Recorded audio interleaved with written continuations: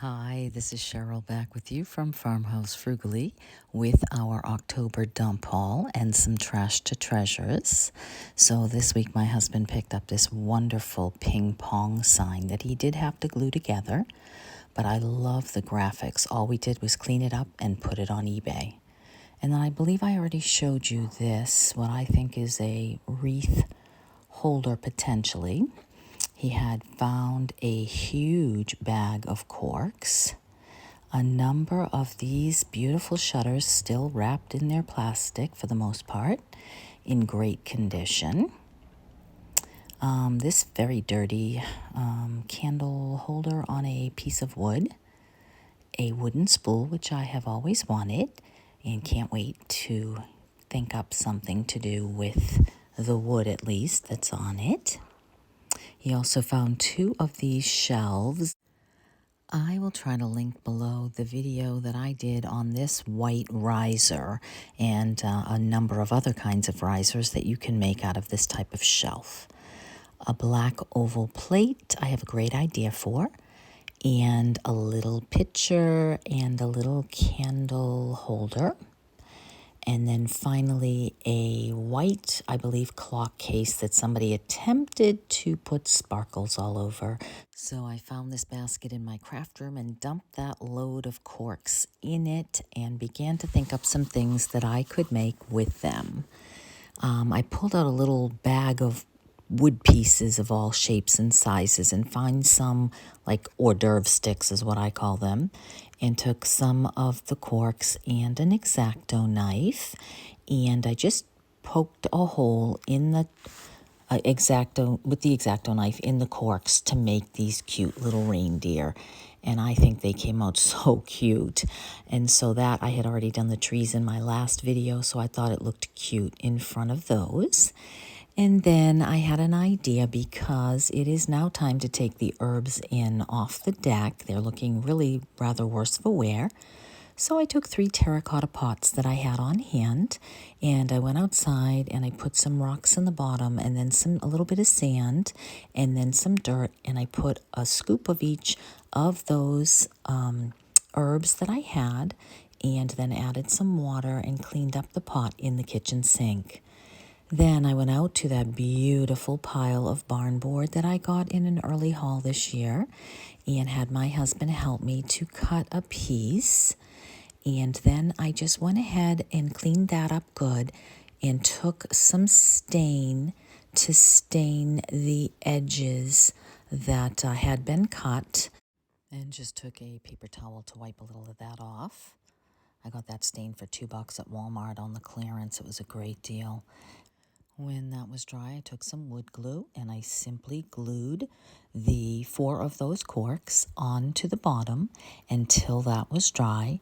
And then I went ahead and just flipped that over. I think it came out cute already. And then I took the herbs and just put them right on top and decided they did need a little something. So I went and got out of my craft room these little name tags or tags that you can get at the dollar store, and just took a white colored pencil and put oregano and rosemary and thyme and stuck it in there. So, and that shelf little thing can be used for any number of things, but I thought it was great near the window in the kitchen. And then this spindle wreath holder, whatever it is, didn't have any kind of a hook. So I went into my stash and I pulled out the different hooks that I have on hand to decide which one might fit the best or look the best for what I had in mind. So I decided to go ahead and get that put on there. And then I took this dirty candle holder apart. I pulled off the black thing and decided I was going to use the wooden piece to make a sign for my wreath holder. I had those autumn words from the dollar store and another pumpkin, a little wood cutout from the dollar store. So I went ahead and painted that white, and then just using that same stain, just dry brushed around the edges, made it look a little more like a pumpkin.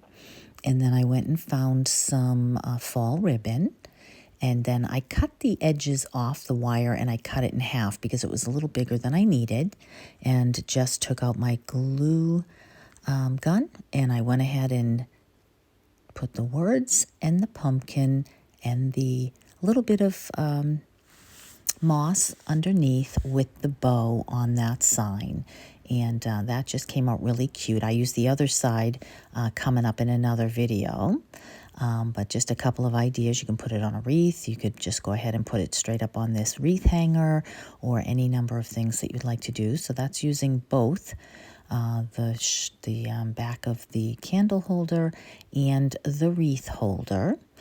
And then I wanted to come up with an idea of something that I could do with the black wrought iron portion of that candle holder, but it was kind of dirty, so even after cleaning it, it still wasn't great. So I took it out to the garage and used the Rust-Oleum paint on it and just gave it a quick spritz of that to get that clean and dry. And then once that was ready, I asked my husband to help me with that other piece of that barn board. I did the same thing with the stain on the cut edges, and then just glued it together and attached that candle holder right to it. So here it is with a little pumpkin I made in the last video, and then a couple of other ideas that I had with some items that were hanging around on my mantle. And you could certainly hang this on the wall as well, but I love the way that it came out.